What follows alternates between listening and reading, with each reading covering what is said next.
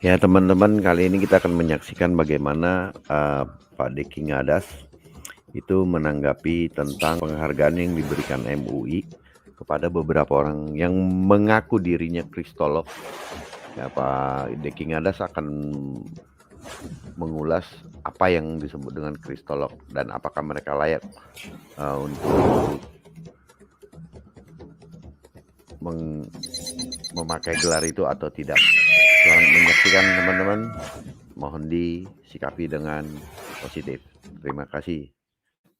Salam, selamat siang buat saudara-saudara sekalian yang dikasihi oleh Tuhan Yesus Kristus. Mohon maaf, akhir-akhir ini memang saya sangat jarang sekali muncul di hadapan saudara untuk memberikan pembekalan, pengajaran-pengajaran terkait dengan iman Kristen dan juga terkait dengan apologetika Kristen. Kesibukan di kampus itu sangat padat untuk mengajar dan lain sebagainya. Jadi saya harus mengambil waktu yang cukup signifikan untuk mengurus hal-hal di kampus. Nah, untuk sesi kali ini tidak akan saya maksudkan untuk berlama-lama. Karena saya sebenarnya hanya sangat terkejut membaca sebuah berita hari ini, seperti yang saudara lihat di banner sekarang. Dan sebelum saya bahas itu, saya ingin memastikan apakah suara saya oke, kalau terdengar baik, karena saya sekali lagi menggunakan headset yang hanya bisa ngomong tapi tidak bisa dengar. Jadi kalau suara saya terdengar baik, maka kita akan mulai membahas tentang topik ini yang bukan hanya sangat mengejutkan tapi juga lucu ya, sangat lucu membaca berita semacam ini, apalagi dalam kaitan dengan situasi akhir-akhir ini. Oke, terima kasih. Konfirmasi bahwa suaranya sudah rock, Mas Pak Barberbor. Oke, mainkan. Nah, jadi saya dapat kiriman link di sebuah grup tentang lembaga dakwah khusus. LDK itu lembaga dakwah khusus dari MUI Pusat.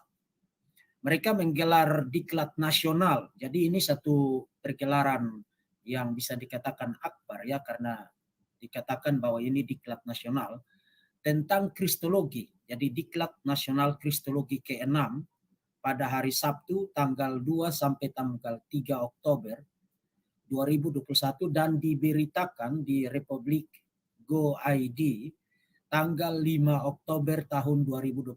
Jadi 2 hari yang lalu. Nah, supaya kita tidak dikatakan menciptakan fitnah, mari saya akan share screen untuk memperlihatkan kepada saudara berita yang saya maksudkan. Ya. Ini adalah berita yang saya maksudkan, yang saya kira saudara sudah lihat sekarang di screen saya. Saya matikan dulu banner saya. Jadi dikatakan di dalam link berita ini, Lembaga Dakwah Khusus Majelis Ulama Indonesia Pusat menggelar Diklat Nasional Kristologi ke-6 di Pesantren Nuwar Al-Fatih Kafah Nusantara AFKN Bekasi, Jawa Barat. Diklat bertajuk meneguhkan komitmen menjaga akidah umat dari pemurtatan dan aliran sesat.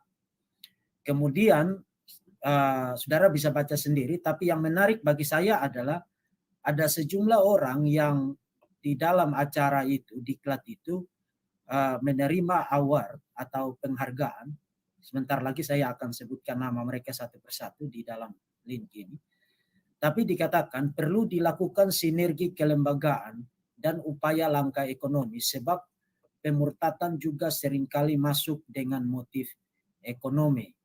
Lalu dikatakan bahwa ada semacam pendangkalan akidah sehingga mereka perlu melakukan diklat ini. Nah, kalau saudara baca di page berikutnya, di page keduanya, di situ disebutkan sejumlah nama yang menerima penghargaan di situ. Ustadz Ahmad Kainama, Agustan, Jarudin Saragi, Sarumi Paulus Ariance, dan beberapa orang lainnya. Jadi saudara sudah lihat sendiri, kita tidak menciptakan fitnah di sini. Itu benar-benar ada di berita online. ada di berita online tentang kegiatan itu. Nah, kenapa kegiatan ini penting untuk kita berikan komentar responsifnya dari perspektif kekristenan? Ini penting karena mereka menggelar sebuah diklat untuk membahas tentang satu bidang kajian yang sangat berharga di dalam kekristenan. Dan di dalam konteks itu, jelas sekali mereka sedang membahas sebuah isu yang terkait dengan kekristenan. Yang sangat terkait erat dengan kekristenan. Karena kristologi itu adalah salah satu bidang ilmu yang sangat sentral di dalam teologi Kristen. Semua orang yang masuk seminari, belajar di sekolah-sekolah teologi, pasti belajar tentang doktrin Kristus atau yang disebut dengan kristologi, yang merupakan salah satu doktrin yang dibahas di dalam satu korpus atau bidang ilmu yang besar yang namanya sistematik teologi atau teologi sistematika atau dogmatika. Jadi mereka menyorot tentang isu ini, dan isu ini adalah sesuatu yang sangat sentral di dalam kekristenan. Artinya diklat ini dimaksudkan untuk membahas tentang kekristenan. Nah, kenapa harus disimpulkan begitu? Mungkin saja mereka ngeles bahwa itu kita bahas tentang apa yang ada di dalam Quran. Sabar dulu, karena dari segi tataran istilah saja, itu istilah yang baku di dalam akademia Kristen. Istilah yang baku di dalam akademia Kristen. Kedua, dari segi etimologinya, Quran itu tidak punya kristologi. Quran dan hadis-hadis tidak punya kristologi. Jadi pertanyaan saya adalah begini.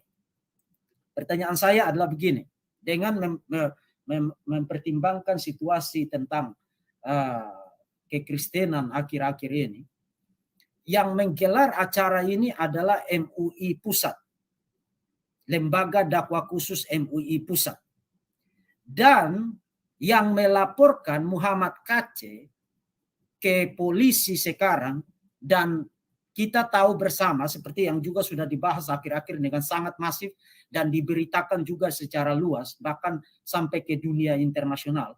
Muhammad KC dilaporkan kemudian dianiaya secara tidak manusiawi di dalam tahanan oleh Napoleon Bonaparte yang sekarang sedang dalam proses penyidikan oleh pihak kepolisian. Kita berdoa supaya bapak-bapak polisi yang menangani ini diberikan hikmat bijaksana, diberikan kemampuan untuk bisa menangani persoalan ini secara baik, secara akurat, dan secara adil, dan memberikan konsekuensi hukum yang sepatutnya dan seadil-adilnya kepada pelaku kriminal ini yang menganiaya Pak Muhammad KC dan melakukan pelanggaran HAM berat.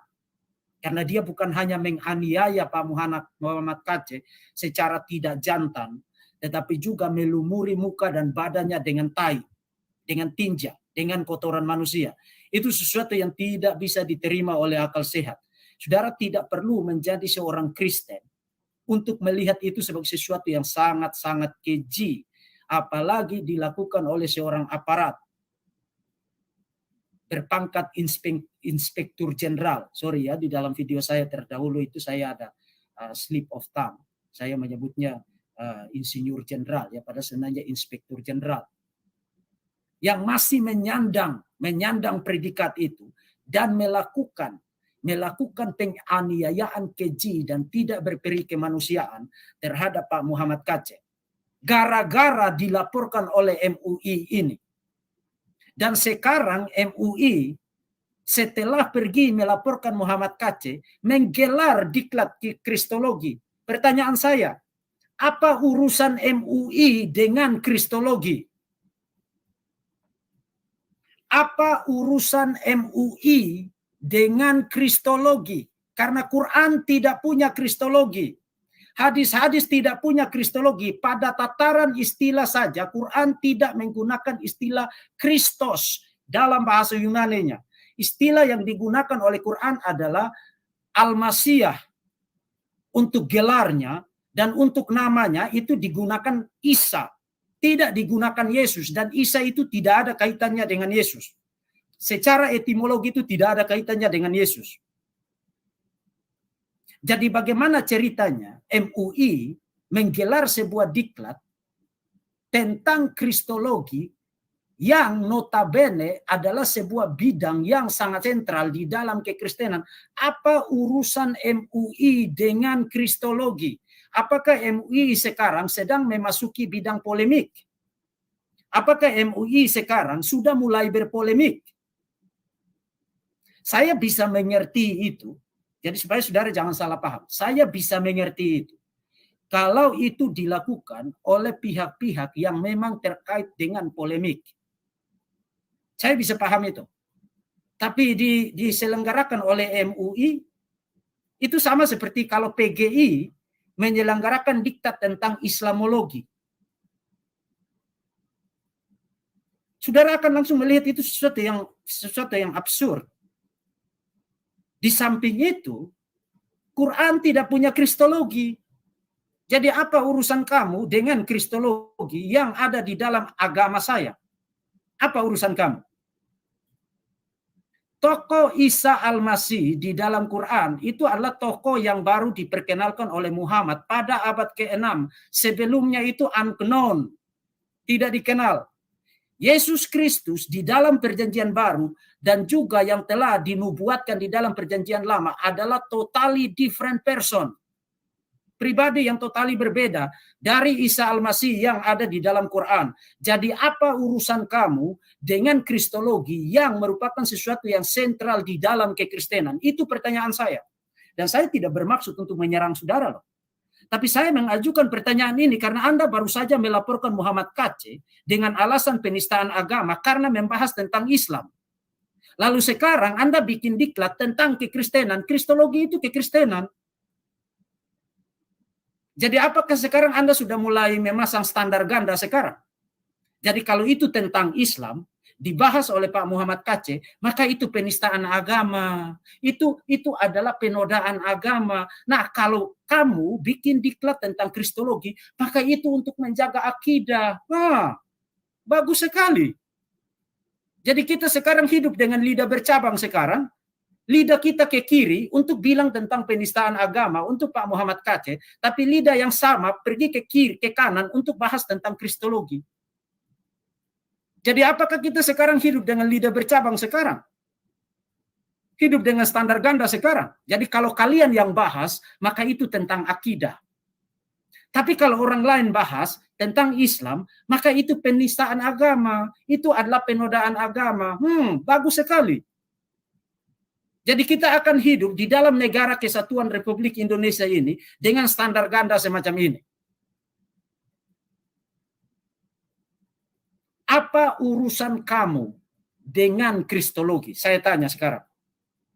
Apa urusan kalian dengan kristologi?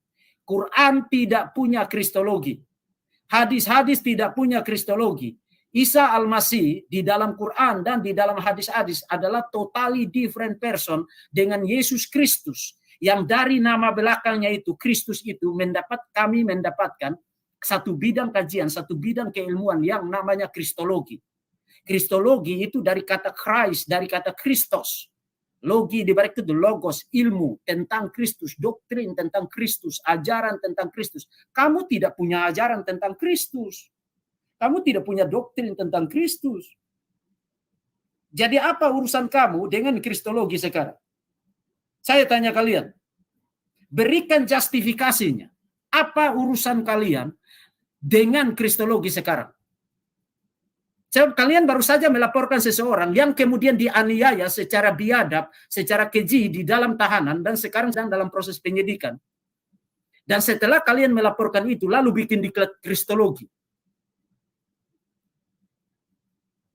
Itu standar ganda atau bukan? Itu pertanyaan loh, itu bukan serangan, itu pertanyaan. Itu standar ganda atau bukan? Jadi kalau kalian yang bahas, maka itu tentang akidah. Kalau orang lain yang bahas, maka itu penistaan.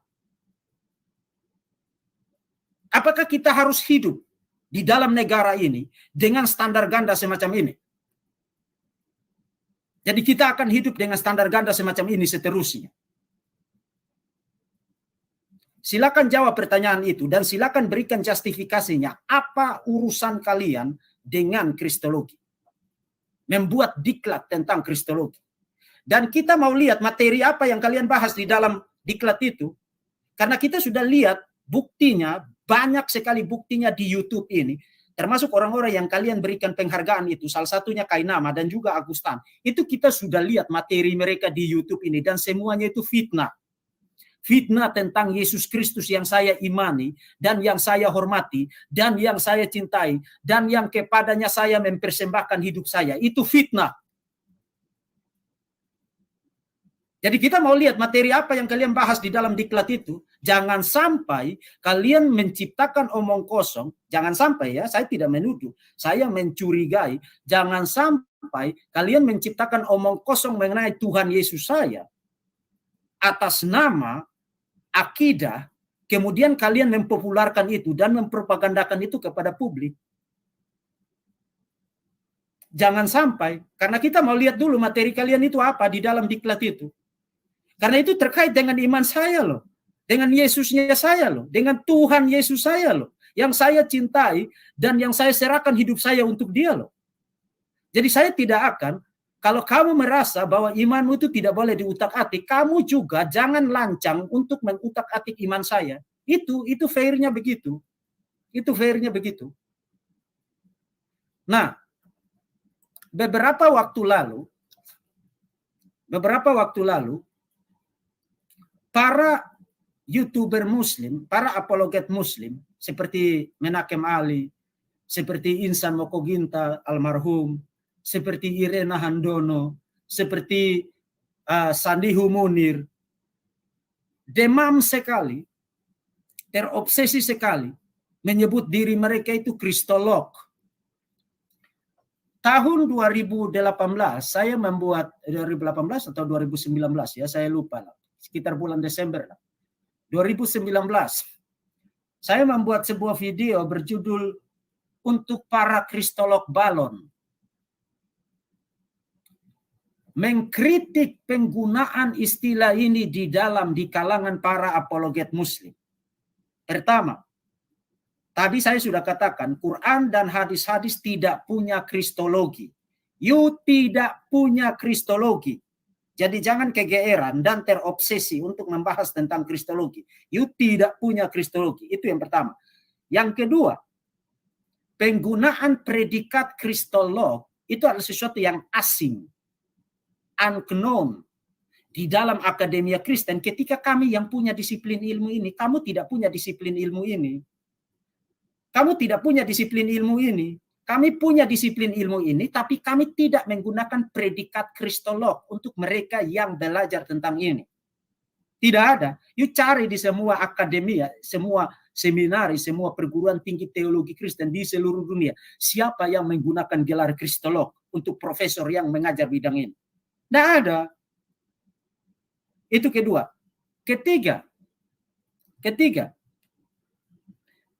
kristologi yang dibahas di dalam kekristenan itu tentang pribadi Kristus, terutama tentang hubungan antara dua natur Kristus. Kristus adalah satu pribadi dengan dua sifat, sifat ilahi, sifat manusia, dan itulah yang dipelajari, dibahas di dalam doktrin kristologi. Quran punya itu, Pak?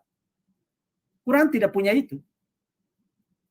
Quran tidak punya itu. Lalu kamu bahas kristologi apa? Jadi saya tanya kamu bahas kristologi apa? Keempat, atau yang berikutnya.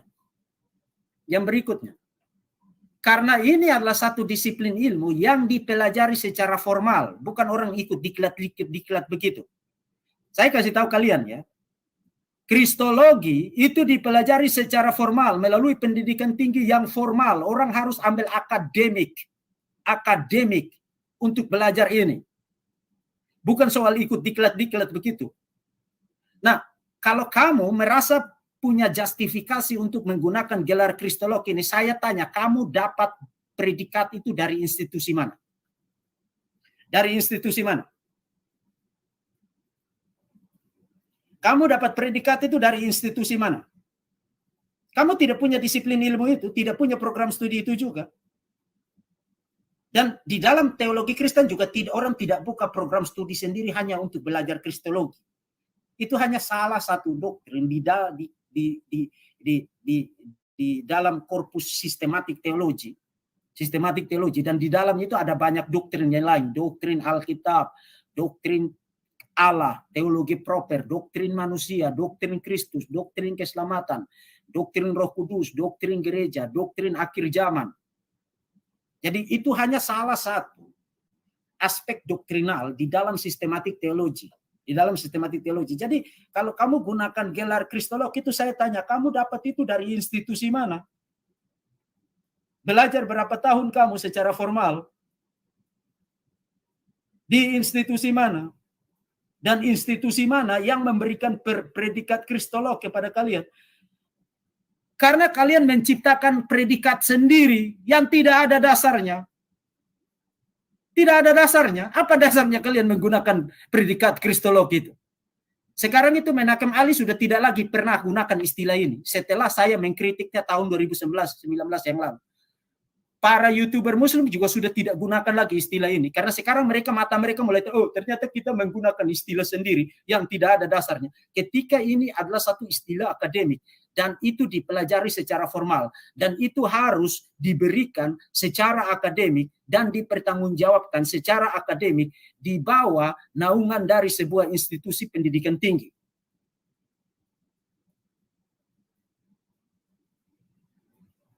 Nah inilah kalian. Nggak ngerti apa-apa. Tapi ngomong terus, kemudian bikin istilah sendiri, kemudian gunakan sebagai gelar untuk heboh-hebohan di publik. Supaya kalau kalian ngomong, wih ini kristolog. Padahal ketika kalian ngomong itu tidak lebih seperti balon. Bunyinya besar, kelihatan bentuknya besar, tapi angin semua yang keluar. Angin semua yang keluar. Jadi apa justifikasinya kalian menggunakan ini? Saya tanya kepada para apologet Muslim itu yang doyan menggunakan ini. Lembaga mana, pendidikan tinggi mana yang formal yang memberikan kalian predikat ini? Siapa? Lembaga yang mana? Kasih tahu.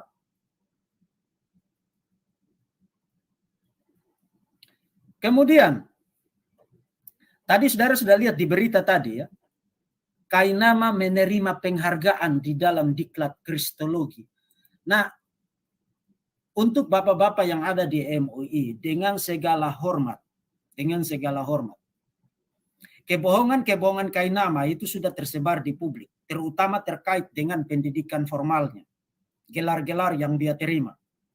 Katanya dia lulus S1 dari STT Jakarta. Nah, sampai STT Jakarta pernah mengeluarkan pengumuman resmi di website STT Jakarta bahwa tidak pernah ada mahasiswa yang berstudi di STT Jakarta bernama Agustinus Kainama. Tidak pernah. Kemudian katanya dia tamat dari Leiden. Kemudian katanya tamat juga S3-nya dari Israel. Tamat S3-nya dari Israel. Nah, saya sendiri tidak melakukan pengecekan itu. Tapi secara logis itu, kalau dengar ceramahnya, itu rasanya sangat tidak mungkin. Sangat tidak mungkin orang belajar di STT Jakarta, kemudian belajar di Leiden, kemudian belajar di Israel, lalu isinya dan omongannya itu, kualitasnya itu sangat memalukan seperti yang sering ditampilkan oleh Kainama di hadapan publik. Seperti Kainama di hadapan publik. Sampai dia pernah bahas tentang surat Filipi, lalu dia bilang 2 Filipi. Itu dokter lulusan Israel itu. Yang kemana-mana jualan, bisa bahasa Ibrani. Lalu Pak Gracia Pelo sampirin dia ke dalam masjid, lagi ceramah, disuruh langsung baca dari naskah berbahasa Ibrani, Alkitab berbahasa Ibrani, kemudian gemetaran. Itu ada rekamannya di channel Inyomanis. Rekamannya di channel Pak Gracia Pelo. Nah, orang semacam ini menerima penghargaan. Kenapa tidak bersikap kritis terhadap orang-orang semacam ini? Jadi terhadap orang lain, pihak lain, itu kalian bukan hanya kritis, tapi sedemikian determinatifnya untuk membungkam. Tapi orang seperti Kainama yang jelas-jelas berbohong tentang pendidikan formalnya, itu kalian kasih penghargaan. Kasih penghargaan. Jadi penghargaan itu dia dapatkan berdasarkan keilmuan apa? Keilmuan apa? Kita mau lihat dia punya gelar-gelar formal itu. Bukti dari gelar-gelar formalnya itu, yang dia gunakan itu, yang selama ini dia kasih tahu ke publik itu. Kita mau lihat buktinya. Karena terbukti bahwa S1-nya itu tidak dari STT Jakarta ketika dia kemana-mana jualan. Saya ini dari STT Jakarta. Itu Kainama.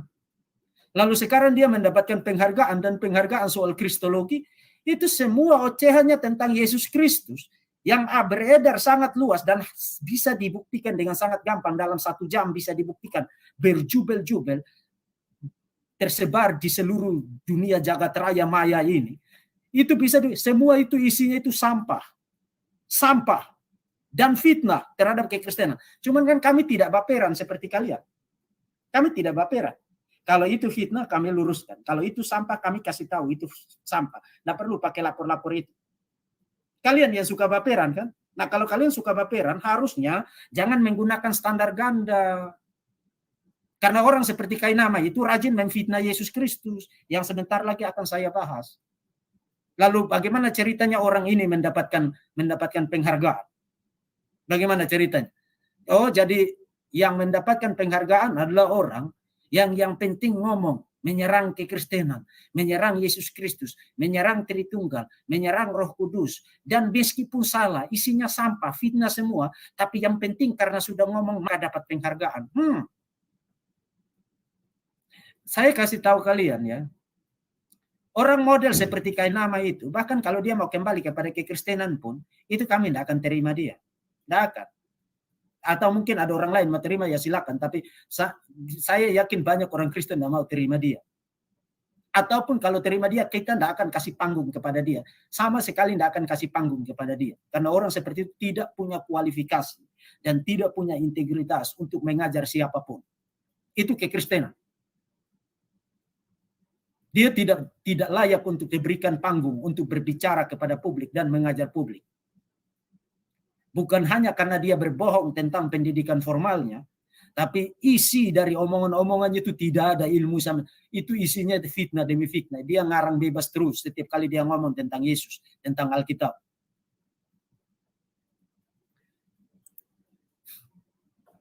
Nah, Kainama yang menerima penghargaan ini adalah Kainama yang sama dan rekamannya ada di channel saya. Adalah Kainama yang sama yang mengatakan bahwa Roh Kudus bersetubuh dengan Maria, maka lahirlah Yesus. Waktu dia bikin sesi kuliah tentang pengakuan iman rasuli. Lahir dari seorang perawan, kemudian dia pergi kepada Lukas pasal 1 ayat 35, Roh Kudus akan menaungi engkau. Kemudian dia tafsirkan itu berarti terjadi sesuatu. Itu terjadi itu. Maksudnya Roh Kudus bersetubuh dengan Maria, lalu lahirlah Yesus. Itulah Kainama yang sekarang kalian kasih dia penghargaan. Jadi kalau ngomong yang begitu-begitu, itu patut dapat penghargaan. Hebat sekali. Hebat sekali. Dan Kainama yang sama ini juga, kan saya sudah tantang dia berkali-kali untuk berdebat dengan saya. Supaya saya libas dia. Satu kali untuk selamanya, dan setelah itu tidak ada orang lagi yang percaya sama dia di dalam perdebatan itu. Kainama yang sama. Jadi kasih tahu dia untuk berhadapan dengan saya di dalam perdebatan. Tapi ingat, di dalam perdebatan itu harus perdebatan dua arah. Kalau kamu mau bahas tentang Yesus, mari kita bahas juga tentang Quran, tentang Allah Subhanahu wa taala, tentang Muhammad. Jadi jangan cuma mau enaknya kamu aja.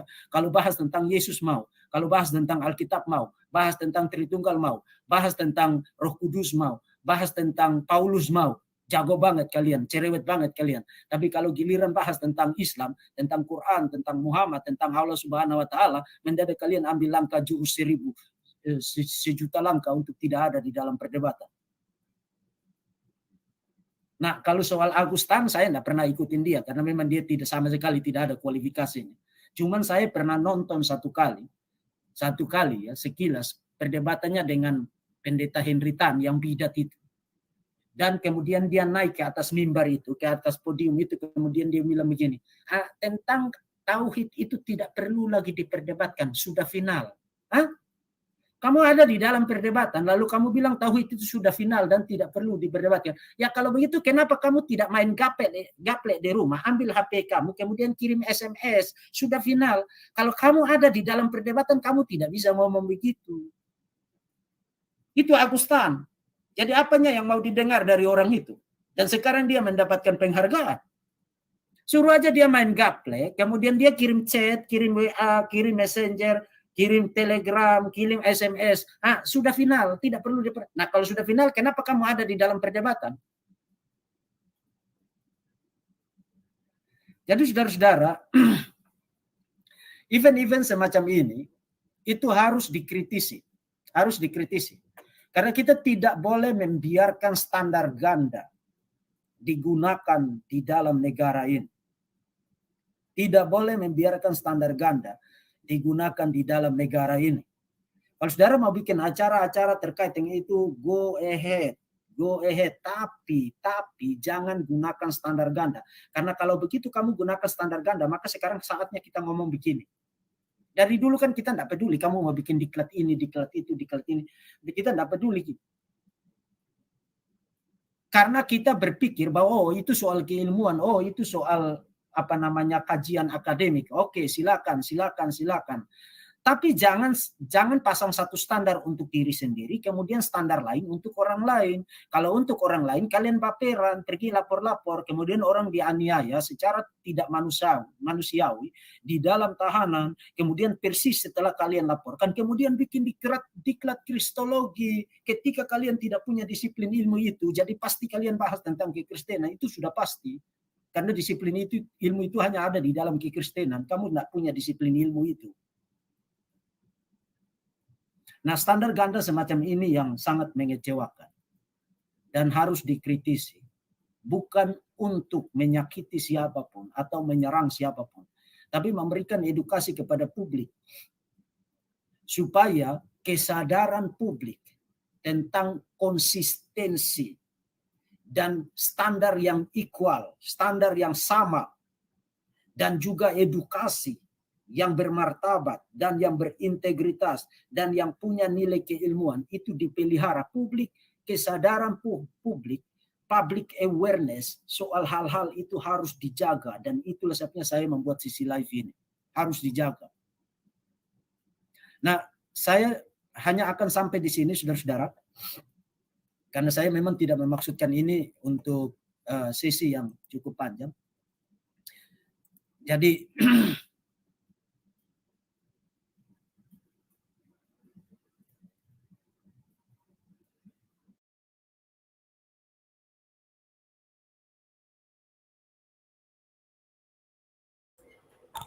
Ya, teman-teman, itu tadi ya dari penjelasan Pak Verbum Veritatis, kita bisa lihat tadi Pak Verbum Veritatis itu mengambil sumbernya itu dari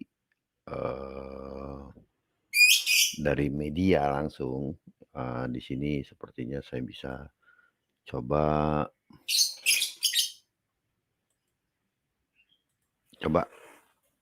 kita lihat ini ya. Jadi ini adalah sumber yang diambil Pak Deki, Lembaga Dakwah Khusus Majelis Ulama Indonesia, yang disingkat dengan LDK MUI. Mereka membuat satu diklat bertajuk meneguhkan komitmen menjaga akidah umat dari pemurtatan dan aliran sesat. Nah, di sini sudah terlihat ya, memang sebelum-sebelumnya juga mereka sudah memberikan sinyal kekhawatiran mereka tentang pemurtatan yang terjadi khususnya di Indonesia gitu. Semakin besarnya gelombang-gelombang pemurtatan ini membuat mereka harus melakukan sesuatu seperti hal-hal seperti ini, dan mereka membuat diklat-diklat ini adalah untuk mengkaji Alkitab gitu, karena kebanyakan larinya ke Kristenan. Nah, kenapa mereka melakukan itu? Karena dengan itulah mereka melawannya gitu, melawan pemurtatan yang terjadi gitu. Karena mereka juga mengkhawatirkan jumlah pemurtatan yang terjadi di Indonesia 10 tahun 20 tahun belakangan ini gitu. Kalau kita gitu. Bisa MKC-nya itu Gitu ya. sudah 1 poin aja. Gitu. Jadi bisa di-check up. Gitu ya. Itu saja. Jadi cuman hanya kita kalau kita mau lihat lagi siapa-siapa saja sih gitu orang-orang yang mendapatkan gelar ini. Kita bisa lihat di sini ada Ahmad Kemana, Kainama, Agustan, Jarudin Saragi, Paulus Ariance, dan beberapa orang lain. Gitu ya. Jadi kira-kira seperti itu teman-teman. Ya itulah kekhawatiran yang memang mereka tunjukkan. Gitu. Jadi mereka menunjukkan kekhawatiran itu yang memang harus butuh perhatian untuk ke sana. Gitu teman-teman. Untuk saat ini sekian dulu dari